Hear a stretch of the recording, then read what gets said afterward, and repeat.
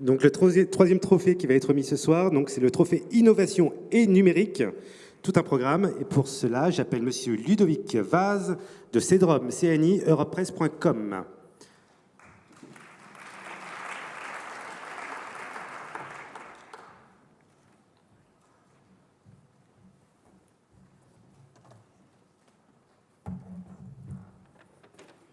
Bonjour mesdames, bonjour messieurs.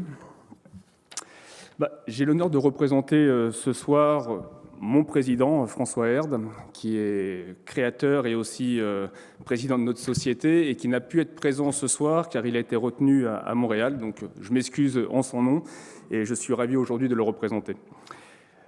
Si la remise du trophée de l'innovation et numérique nous tient particulièrement à cœur ce soir, c'est notamment parce que nous œuvrons et nous intervenons dans ce domaine depuis maintenant près de 25 ans déjà. Déjà en 89, il y a 25 ans de cela, nous lancions l'accès aux archives de presse sur des CD-ROM, dont celle du Monde, ce qui à l'époque était particulièrement innovant. Depuis, il y a 17 ans, en 97, nous nous tournions vers le web et lancions europresse.com. Peut-être certains nous connaissent d'ailleurs sous ce nom-là, avec plusieurs centaines de titres accessibles 24 heures sur 24 à partir d'une simple connexion Internet. C'était déjà il y a 17 ans. Aujourd'hui, Europresse surveille tous les types de médias. La presse, le web, les blogs, les réseaux sociaux, mais aussi la télévision et la radio, et ce, en temps réel, et sur tout type de support, que ce soit les PC, les tablettes, les smartphones. Et cela pour détecter aussi bien les signaux faibles, précurseurs d'une information incontournable, qu'identifier les influenceurs pour les surveiller parfois discrètement, ou encore plus classiquement pour disposer de veilles d'informations ou d'indicateurs d'analyse. De par leur activité prospective, les think tanks ont à la fois besoin d'informations qualitatives et d'indicateurs de tendance. Europresse s'inscrit totalement dans cette démarche et propose la mise en œuvre d'indicateurs personnalisés. Vous l'aurez compris, nous sommes particulièrement sensibles aux réflexions des think tanks, en tant que citoyens évidemment aussi, et c'est avec plaisir que nous remettons ce soir le trophée de l'innovation et numérique à la Fondation Internet Nouvelle Génération. Monsieur Daniel Kaplan. Voilà. J'appelle Monsieur Daniel Kaplan, le délégué général de la Fondation Internet Nouvelle Génération. Merci. Je vais avoir besoin d'un think tank pour m'aider à savoir comment je vais emporter ça en vélo. Après, en fait, ce matin, comme je disais qu'on avait une petite chance, j'ai demandé à l'équipe comment je pourrais vous présenter ce qu'on fait. C'est toujours un peu compliqué. Moi, je n'ai toujours pas raconté mon métier depuis 15 ans que je fais. Et je leur ai demandé de me raconter leur vendredi. Et en fait, je vais juste vous dire ce qu'ils faisaient vendredi, et on va voir si ça vous intéresse.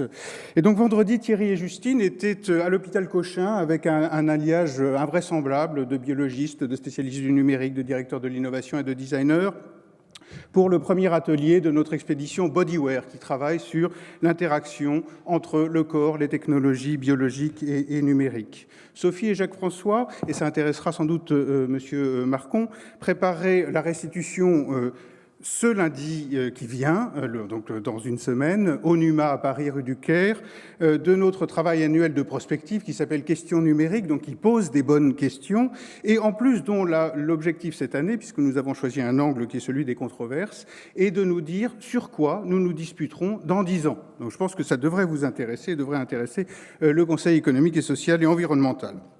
Marine a rencontré la direction interministérielle de la modernisation de l'action publique sur un projet qui s'appelle Mes Infos et qui consiste à travailler et à expérimenter très concrètement avec plusieurs grandes entreprises ce qu'il se passerait si demain les utilisateurs, les individus recevaient des organisations les données personnelles qu'elles possèdent sur eux pour pouvoir les utiliser à leurs propres fins. C'est une expérimentation aujourd'hui en cours.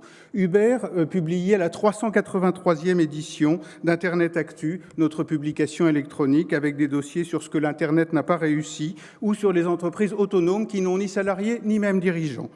Amandine et Auriali travaillaient sur l'avenir du travail. Évidemment, il faut y travailler.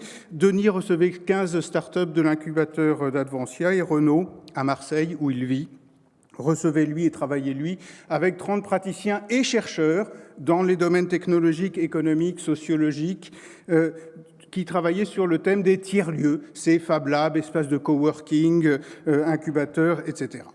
Voilà un petit peu, et j'en passe, l'équipe assez formidable que vous avez récompensée aujourd'hui. Donc c'est en son nom que je vous remercie, bien sûr. Vous aurez compris que pour la FING, le travail sur le numérique est au fond un prétexte.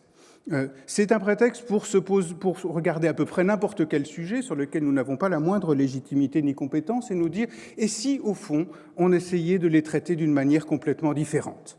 C'est pour ça que nous nous intéressons en permanence à la fois à ce que font les chercheurs, à ce que font les innovateurs commerciaux et les innovateurs sociaux, toujours dans cet esprit, et c'est au fond ça qui nous semble aujourd'hui important, de considérer la technologie comme, non pas comme un moyen d'écrire ou de préécrire l'avenir en disant « parce que la technologie est là, voilà ce qui va se passer », mais comme un moyen d'ouvrir des possibles, de s'émanciper d'aujourd'hui pour imaginer d'autres types de futurs, de préférences souhaitables. Nous vous remercions d'avoir reconnu ce travail et nous espérons d'ailleurs que nous allons pouvoir le mener avec vous.